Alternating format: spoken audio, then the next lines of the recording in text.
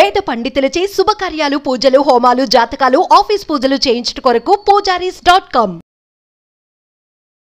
నమస్కారం, నేను మీ జాహ్నవి. మనతో ఉన్నారు ప్రముఖ జ్యోతిష్య వాస్తు పండితులు, జ్యోతిష్య వాస్తు శిక్షణ నిపుణులు, లలిత ఉపాసకులు బ్రహ్మశ్రీ నానాజీ పట్నాయక్ గురువు గారు.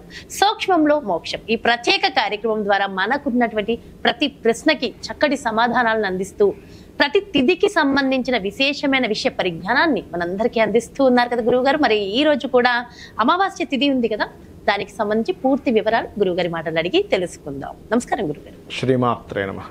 అయితే గురుగారు, సెప్టెంబర్ 2 సోమావతి అమావాస్య అంటున్నారు. ఈ సోమావతి అమావాస్య విశిష్టత ఏమిటి అసలు? అంటే ఎప్పుడు వచ్చే అమావాస్యలకి, ప్రతి నెల వచ్చే అమావాస్యలకి ఈ అమావాస్యకి ఏమైనా స్పెషాలిటీ ఉందంటారా? తప్పకుండా ఉంది. దీనికి 3 రకాల స్పెషాలిటీస్ ఉన్నాయి. ఒకటి, రోగ నిరోధక శక్తిని పెంచడము, రోగములు తగ్గడానికి, రోగ శత్రుబాధలు తగ్గడానికి పనికొస్తుంది ఒకటి. రెండవది, పితృదేవత ఆరాధనకి పనికొస్తుంది ముఖ్యంగా. చాలా విశేషమైనటువంటిది. అయితే అందులోనే అది కాకుండా సోమావతి అమావాస్య అయింది. అయితే ఈ సోమావతి అమావాస్య అయినందుకు నేను చాలామందిని, మనం అమావాస్య ప్రోగ్రామ్స్ అమావాస్యకి ఏం చేసుకోవాలో చెప్తూ ఉంటాం కదా. చెప్పినప్పుడు నేను చాలామందిని అడిగేవాడిని. వాళ్ళు నాకు చెప్పడం ఏంటంటే, అమావాస్యలు చేస్తున్నప్పటి నుంచి బాగుందండి అనేవారు. అసలు ఏం బాగుంది మీకు? బాగుందంటే ఏం బాగుందని అడిగారు చాలామంది. నేను నా ప్రోగ్రాం చూసి సోమవారం అమ్మవారి లలిత అమ్మవారి స్తోత్ర పఠనం చేసుకుంటే చాలా బాగుందండి అమావాస్య నాడు అన్నప్పుడు ఏం బాగుందని అడిగితే, వాళ్ళు చెప్పినటువంటి చాలామంది 90% ఆఫ్ పీపుల్ చెప్పిన సమాధానం ఏంటంటే, అప్పటి వరకు వాళ్ళకి హెల్త్ ఇష్యూస్ ఉండేవి, ఇంట్లో తగ్గాయి, మనశ్శాంతి ఉంది, గొడవలు తగ్గాయి, సంథింగ్ ఎప్పుడు ఏదో ఒక నెగిటివ్ ఎనర్జీగా ఉండేటువంటి తగ్గింది అన్నప్పుడు నేను వాళ్ళకి చెప్పాను, అసలు ఎందుకు ఇట్లా జరుగుతుంది అనేటువంటిది ఏంటంటే, ఒకటమ్మా, ఒక్కొక్క తిథికి ఒక్కో శక్తి ఉంటుంది, గుర్తుపెట్టుకోండి. అమావాస్యకి నెగటివ్ ఎనర్జీ ఎక్కువగా పెరిగే శక్తి ఉంటుంది, గుర్తుపెట్టుకోండి. అమావాస్యకి ఎందుకు అంటే, ఆ సమయంలో చంద్రస్థితి తక్కువగా ఉంటుంది. చంద్రుడు పౌర్ణమి చంద్రుడు కాకుండా అమావాస్య చంద్రుడిగా మారాడు, కనబడ్డు చంద్రుడు అమావాస్య నాడు మనకి. అలాగే రెండవది ఏమిటంటే, ఈసారి సోమావతి అమావాస్య ఏదైతే ఉందో ఈరోజు వచ్చేటువంటిది సోమవారం నాడు రావడము, సోమావతి కాబట్టి సోమవారం అని చెప్పారు. దాంతోపాటు సింహరాశిలో జరుగుతుంది ఈ అమావాస్య కలయిక అనేది.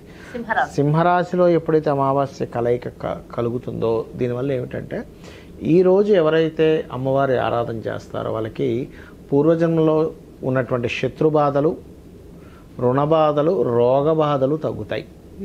ఇది ఎలా చేయాలి ఏంటనేది చెప్తాను నేను మీకు. ఫస్ట్ ఆఫ్ ఆల్ ఏంటంటే, ఉదయం నిద్రలేచిన వెంటనే మీ యొక్క కాలకృత్యాలు తీర్చుకొని ఇంట్లో పూజ చేసుకున్న తర్వాత మీకు దగ్గరలో ఆలయం ఉంటాయి కనుక ఆలయానికి వెళ్ళి చక్కగా బియ్యము, 2 రకాల కూరగాయలు అంటే మనం చాలామంది తెలియక ఒక టమాటా, 2 బెండకాయలు, 2 దొండకాయలు అలా పెడతారు. అలా పెట్టకూడదు, తెలియక పెడతారు చాలామంది. ఖచ్చితంగా ఒక కిలోనో అంటే ఆ యొక్క పురోహితుడు తీసుకునే పురోహితుడు చక్కగా వంట వండుకునేలాగా, ఒక అన్నము కూర వండుకునేలా చేయాలి. అలాగే తోటకూర ఇవ్వాలి, ఉప్పు, చింతపండు, మిరపకాయలు, 2 రకాల పప్పులు, వీటిని ఇమ్మని చెప్పింది. సరే, మీ దగ్గర స్తోమత లేదు, కొంచెం ఇవ్వండి, తప్పే ఉంది. చెప్పండి, ఏమండి మేము పేదవాళ్ళం, మా దగ్గర లేదు, కాబట్టి పితృదోషాలు తగ్గాలి కాబట్టి చేస్తున్నాం. ఎందుకంటే ఈ అమావాస్య ప్రత్యేకంగా పితృదోషాలను తగ్గిస్తుంది. చాలామందికి చిన్న సంశయం ఉంటుంది, ఏంటంటే, ఎప్పుడో మా తాతగారు చనిపోయారు కదా, ఇప్పుడు నేను చేస్తే ఏమిటి లాభం అనిపిస్తుంటుంది. కానీ అది తప్పు. మనకి లలితా సహస్రనామాల్లో అదే అమ్మవారు దేవతలకి పితృదేవతలకి శక్తినిచ్చేది ఆవిడే అని చెప్పబడింది. మనకి అనేకమైనటువంటి శాస్త్రాల్లో దేవతలు కూడా పితృదేవతలకి చేస్తారని చెప్పబడింది. దేవతలు కూడా పితృదేవతలకి చేస్తారంటే ఎంత గొప్ప కార్యమో మనం అర్థం చేసుకోవాలి. ఇంకోటి ఏంటంటే, ఎప్పుడో చనిపోయిన వ్యక్తికి ఇప్పుడు మనం ఇస్తే అక్కడికి ఎలా వెళ్తుంది అనుకుంటారు. కానీ అది మనకు శాస్త్రాలు ఏం చెప్తున్నాయంటే, మీరు ఇచ్చేటువంటి పితృకర్మలు ఏవైతే తిరోధకాలు వదులుతారో, పిండ ప్రదానాలు చేస్తారో, ఏదైనా క్షేత్రానికి వెళ్ళి చేస్తారో, ఏవైతే చేస్తారో అవి ఏ రకంగా పనిచేస్తాయంటే, మనకి పితృదేవత స్థానం అనేటువంటి నైరుతి భాగంలోని సూర్యమండలంలో ఉంటారని చెప్పింది శాస్త్రంలో. కాబట్టి ఏమిటి, మీరు ఏవైతే తిరోధకాలు వదులుతారో, సూర్యుడికి అర్ఘ్యం వదులుతారో, లేనట్లయితే స్వయంపాకం రూపంలో ఇది ఇస్తారో, ఇది పితృదేవతలకు అంది. తద్వారా చంద్రుడికి వెళ్ళి, చంద్రుడి కిరణాలు అంటే సూర్యకిరణాల ద్వారా చంద్రుడికి వెళ్ళి, చంద్రుడి యొక్క కిరణాల ద్వారా ఔషధములు, ఇప్పుడు చంద్ర కిరణాల ద్వారాయే మనకి ఈ ఔషధములు అనేవి జన్మిస్తాయి. ఆ రకంగా రావడం ద్వారా ఆ యొక్క ఫుడ్ అనేటువంటిది ఏమవుతుందంటే అన్ని ప్రాణులకి అందుతుంది. మీరు చేసేటువంటి పితృకర్మ ఏదైతే ఈ సోమావతి అమావాస్య నాడు చేస్తారో, ఇది ముఖ్యంగా పితృదేవతలకి ఏ జన్మలో ఉన్నా ఆ జన్మలో ఆ యొక్క జీవికి కావాల్సినటువంటి రూపంలో వెళ్తుంది మీరు ఇచ్చేటువంటిది.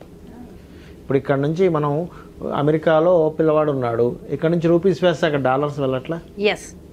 అలాగే వాళ్ళకి ఏదైతే కావాలో ఏ జీవి రూపంలో ఉన్నాడో అది గంధర్వ రూపంలోకి వెళ్ళొచ్చు, దేవతా రూపంలో అవ్వచ్చు, మనుష్య రూపంలో ఉండొచ్చు, లేనట్లయితే ఇంకో జీవి రూపంలో కావచ్చు. కానీ ఆ రూపంలో నీళ్లు కావాలా, ఫుడ్ కావాలా, వస్త్రం కావాలా, ఆ రూపంలో కన్వర్ట్ అయి వెళ్తుంది. అది కేవలం అమావాస్య రోజు, అమావాస్య నాడు. అందులో ముఖ్యంగా ఈ సోమావతి అమావాస్య పితృదేవతలకు మరింత ప్రీతికరమైనటువంటిది. మీకు చాలా మంది చూడండి వివాహం అవ్వట్లేదంటే పితృదోషం ఉంటుందమ్మా, లేదా తండ్రి యొక్క బాధ్యతలు వీళ్ళు తీసుకొని తండ్రి యొక్క సహకారం లేకపోతే కూడా పితృదోషం అని అర్థం. సంతానం ముఖ్యంగా, అన్నిటికంటే ముఖ్యంగా సంతానం కలగట్లేదు, లేదా ఇంట్లో తక్కువ వయసులో మరణిస్తున్నారు.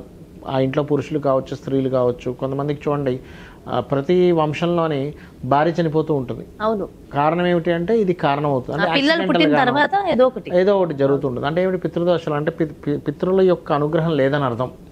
ఈ రకంగా స్వయంపాకం ఇవ్వడము, తిలోదకాలు చేయడము అనేది పొద్దున పూట చేయాలి. ఇక సాయంత్రం పూట చేయవలసిన ప్రక్రియ ఏమిటి అంటే అమ్మవారి యొక్క లలితా సహస్రనామాల్ని మీకు పఠనం వస్తే పఠనం, లేనట్లయితే శ్రవణం చేస్తూ ప్రాణాయామం చేస్తూ లలితా సహస్రనామం కనుక చేసినట్లయితే మీకు రోగ నిరోధక శక్తి పెరగడము, అనారోగ్య బాధలు తగ్గడం అనేటువంటిది 100% జరుగుతుంది అనేటువంటి సందేహం లేదు. కాకపోతే సంశయంతో చేయకూడదు. ఇప్పుడు చెప్పారు ఏదో ఇది నిజంగా జరుగుతుందా, ఎంత తగ్గింది చూద్దాం అని కాదు. మీరు ఒక నమ్మకంతో విశ్వాసంతో చేయాలి దేవతా ఆరాధన అనేటువంటిది. అలా చేస్తూ ముఖ్యంగా సాయంత్రం పూట కొంతమంది చూడండి పొద్దున్న టిఫిన్ తిని సాయంత్రం తినకుండా ఉంటారు. అలా చేయాలి. ఎందుకంటే సాయంత్రం మీరు ఫుల్గా చక్కగా ఫుడ్ తిన్నారు, 7 గంటలప్పుడు ఆల్మోస్ట్ ఈవినింగ్ టైం చేసుకోవాలి. ఇది లలితా అమ్మవారికి సంబంధించింది. మీరు ఆల్రెడీ ఫుల్గా తిన్నారనుకోండి మీ మనసు నిలబడదు, అక్కడ తామసత్వం వచ్చేస్తుంది, బద్ధకం వస్తుంది, నిద్ర వస్తుంది. అలా మనసు ఎప్పుడైతే కనెక్ట్ అవ్వలేదో మీరు చేసి వేస్ట్ అవుతుంది. కాబట్టి లలితాసహస్రనామాలు నిత్యము కనుక పఠించినట్లయితే ఏమవుతుంది, ఇది నెక్స్ట్ అమావాస్య వరకు, అమావాస్య నాడు నెగటివ్ ఎనర్జీస్ తొందరగా ఉత్పన్నం అవుతుంటే నెగటివ్ ఎనర్జీకి పవర్ ఎక్కువగా ఉంటుంది. మీరు ఎప్పుడైతే ఇంట్లో లలితా సహస్రనామాలు శ్రవణం చేస్తారో ఇంట్లో ఎనర్జీ ఫామ్ అవుతుంది. మీకు విశ్వం మొత్తం ఏంటంటే ఎనర్జీ గేమ్ ఇదంతా కూడా. ఇప్పుడు చూడండి ఒక రాక్షసుడు ఒక బాణం వేశాడు, అగ్ని అస్త్రం వేశాడు అనుకోండి, దేవత ఏం చేస్తుంది, వరుణాస్త్రం వేస్తుంది, అంటే నీటితో ఆర్పుతుంది. ఈ విశ్వం మొత్తము కూడా గ్రహాల కలయిక కానివ్వండి, ఒక రెమెడీ చేసుకోవడం కానివ్వండి, ఒక దేవత ఆరాధన కానివ్వండి, ఇదంతా కూడా ఎనర్జీ గేమ్. ఇప్పుడు మీకు లలితా సహస్రనామాల యొక్క నామంలో మనకి బండాసుడితో యుద్ధం జరుగుతూ ఉంటుందమ్మా. ఆ బండాసుడు ఏం చేస్తుంటే రోగాస్త్రాన్ని వేస్తాడు. అమ్మవారు ఏం చేస్తుంది, క్రీమ్ అచ్యుతానంతా గోవింద అని అస్త్రం వేస్తుందట. అంటే రోగాన్ని తగ్గించే అస్త్రం వేస్తుంది. అంటే దానివల్ల మనం ఏం అర్థం చేసుకోవాలి, ఓహో క్రీమ్ అచ్యుతానంతా గోవింద అనుకుంటే రోగం తగ్గుతుంది. అంటే అస్త్రాల రూపంలో మనకు ఒక సజెషన్, ఒక విషయాన్ని చెప్పారు వాళ్ళు అక్కడ. అంటే విశ్వం మొత్తం గేమ్ ఎనర్జీ. అంటే ఏం లేదు, ఒక ఎగ్జామ్ సక్సెస్ అవ్వాలి, ఎగ్జామ్లో ఏదైతే మనం చదువుకోవాలో అవన్నీ చదివితే మన ఎనర్జీ పెరిగింది. అవును, మనం చదవలేదు, మన ఎనర్జీ తగ్గింది, మనం ఫెయిల్ అవుతాం అక్కడ. ఇప్పుడు ఒక సమస్య వచ్చింది, ఈ సమస్యను తీర్చుకోవాలనుకునేటువంటి మెంటల్ స్టెబిలిటీ పెరిగి మనం బాగా ఆలోచించగలిగితే బుద్ధి పెరిగింది, సమస్య తీరుతుంది. అంటే energy game, all are energy game. ఇది అర్థం చేసుకోవాలి. అమావాస్య రోజు ఉన్నటువంటి ఎనర్జీని దేవతా శక్తితో ఎనర్జీని పెంచుకుంటే ఈ ఎనర్జీ మనకు డౌన్ అవుతుంది, ఎనర్జీ పెరుగుతుంది. సో ఉదయం సాయంత్రం, సో ఉదయం ఏమో పితృదేవతలకి, సాయంకాలం ఏమో దేవత అమ్మవారికి చేసుకోవాలి. అయితే చాలా మందికి ఇళ్లలో అంటే ఇంకా సంవత్సరికాలు వెళ్ళవు కొంతమంది మరణించిన తర్వాత, మరి అప్పుడు కూడా పితృదేవతలకు ఇవ్వచ్చు అంటారు? 100% చేయొచ్చు, లేదు, హ్యాపీగా చేయొచ్చు. అంటే ఎవరైతే మరణించారో వాళ్ళకి ఇవ్వాలా, ముందు తాత ముత్తాతలు వాళ్ళకి? అంటే ఒకటమ్మా, ఎవరైతే గతించారో వాళ్ళ పేరు మీద ఇస్తారు, అందరి పేర్ల మీద ఇవ్వరు, గతించిన వాళ్ళ పేరుకే ఇస్తారు. నిజంగా అంటే చాలా మంచి ఇన్ఫర్మేషన్. అందులో ఇది సోమావతి అమావాస్య కాబట్టి ఇంకా ప్రత్యేకం. అంటే ప్రత్యేకించి ఈ రాసుల వాళ్ళే చేయాలని ఏమైనా ఉంటుంది? అందరూ చేయాలమ్మా, ఈ రాసుల వాళ్ళు చేయాలని ఉండదు, అందరూ చేయాలి, ఈ రాసుల వారికి పనికిరాదని ఉండదు. పితృదేవతలు అంటే ఇప్పుడు చిన్న ఎగ్జాంపుల్ అమ్మా, ఇప్పుడు మీ తాతగారు రాస్తుంది, మా తాతగారు రాసి నేను తీసుకొని అన్నవాడని అంటాడా? ఎవరు ఎప్పుడు ఇస్తారా? ఆ జీన్స్ తండ్రి ఆస్తి, తాత ఆస్తి, లేకపోతే నానమ్మ ఆస్తి, అమ్మమ్మ ఆస్తి వస్తుందండి అంటే తీసుకుంటాం. డబ్బులు వస్తున్నాయి తీసుకుంటాం, నగలు వస్తున్నాయి తీసుకుంటాం. మరి వాళ్ళకి ఎవరు చేయాలి?